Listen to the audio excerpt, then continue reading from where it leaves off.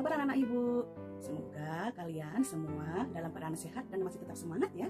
Pada hari ini, ibu akan melanjutkan materi layanan bimbingan konseling, bidang bimbingan pribadi dan sosial yang masih berkaitan dengan materi yang lalu tentang teman sebaya. Nah, yang ibu sampaikan ini adalah mengenai pengaruh pergaulan teman sebaya.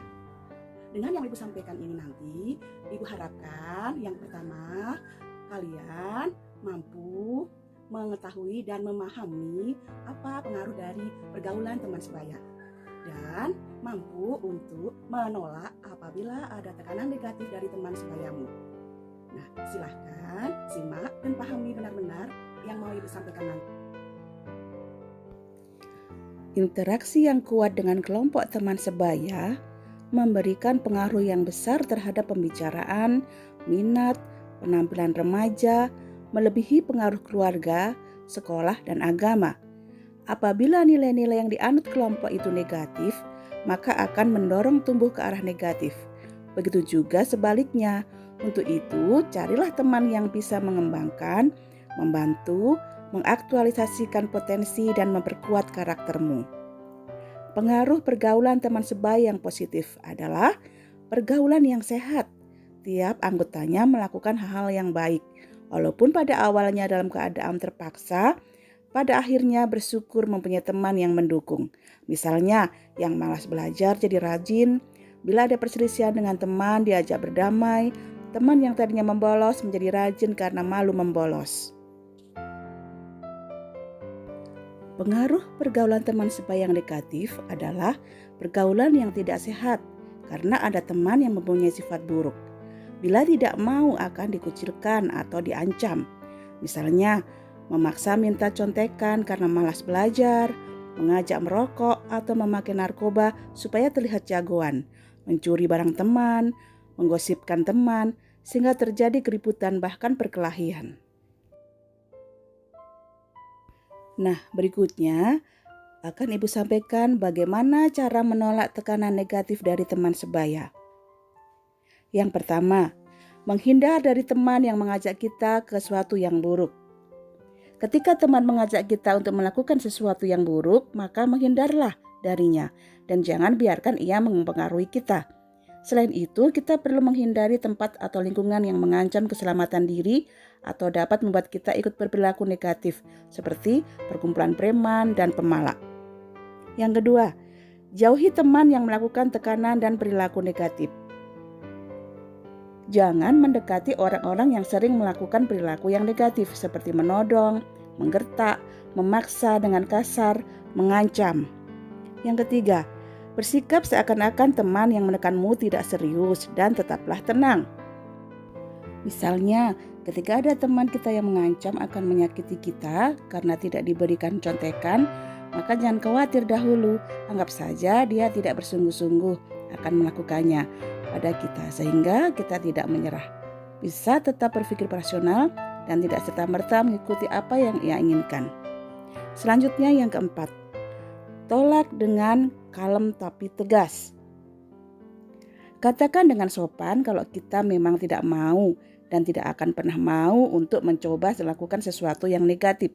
Misalnya dengan nada rendah namun tegas, kita mengatakan kalau kita tidak akan pernah mau mencoba narkoba. Maaf, tapi saya tidak mau mencoba narkoba dengan alasan apapun. Selanjutnya, tolak dan beri alasan. Setiap perilaku kita harus berdasarkan alasan yang jelas dan masuk akal sehat, karena alasan tersebut akan menguatkan kita ketika motivasi untuk menolak sesuatu yang buruk mulai melemah. Misalnya, kita membuat daftar alasan mengapa kita tidak mau merokok. Ketika ada teman yang mengajak kita merokok, kemukakan salah satu alasannya tersebut. Terima kasih lah ya, aku langsung batuk kalau merokok. Selanjutnya, tolak dan utarakan nilai dan keyakinan yang kamu pegang. Misalnya, maaf ya, aku tidak mau membolos karena membuat aku ketinggalan pelajaran dan melanggar peraturan sekolah. Yang selanjutnya, panggil temanmu yang lain untuk membantumu. Bantuan dari pihak ketiga dapat digunakan ketika kita merasa kesulitan untuk menolak ajakan negatif dari teman. Tentunya teman yang baik lah ya. Misalnya dengan meminta teman lain untuk menasehati atau melarang teman yang memaksakan kehendaknya. Yang selanjutnya, selalu siapkan alternatif jalan keluar atau rencana B. Buatlah rencana aktivitas lain pada waktu yang bersamaan. Contohnya, maaf, aku tidak bisa ikut kalian karena aku sudah janji dengan adikku untuk membantu orang tuaku. Yang selanjutnya, carilah teman yang tidak memaksamu melakukan hal-hal yang berbahaya.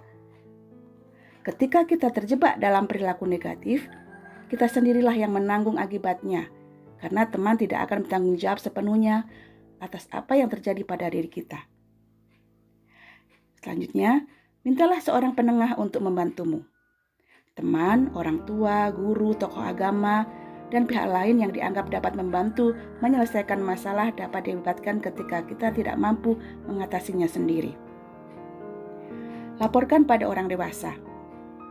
Wewenang dan pengalaman orang dewasa diharapkan dapat menjadi solusi atas permasalahan kita. Oleh karena itu, kita tidak perlu takut untuk menceritakan apa yang kita alami. Yakinlah pada nalurimu. Mintalah pendapat pada hati kecilmu. Kalau kamu merasa bahwa sesuatu itu tidak benar, maka hal itu mungkin tidak benar. Bandingkan pendapat dan perasaan kamu pada orang lain yang dianggap mengerti masalah kamu. Sebagai contoh, kamu merasa rokok itu berbahaya. Karena itu, kamu bertanya kepada guru, orang tua, atau dokter untuk meyakinkan pendapatmu. Dan yang terakhir, putuskan hubungan dengan teman yang melakukan tekanan saat itu juga. Ketika teman sering memaksakan kehendak dan cenderung membawa dampak negatif pada perkembangan kita, diperlukan keberanian untuk tidak menjadikannya teman. Nah, anak-anak semuanya, itu tadi yang Ibu sampaikan kepada kalian tentang apa pengaruh teman sebaya dan bagaimana cara menolak tekanan negatif dari teman sebaya. Ibu harapkan kamu bisa untuk menerapkannya. Nah, untuk tugas yang Ibu mau berikan adalah self evaluasi atau evaluasi diri. Selama kamu bergaul dengan teman-temanmu selama ini berdasarkan pengalamanmu, pernahkah kamu mendapat tekanan negatif dari teman sebayamu?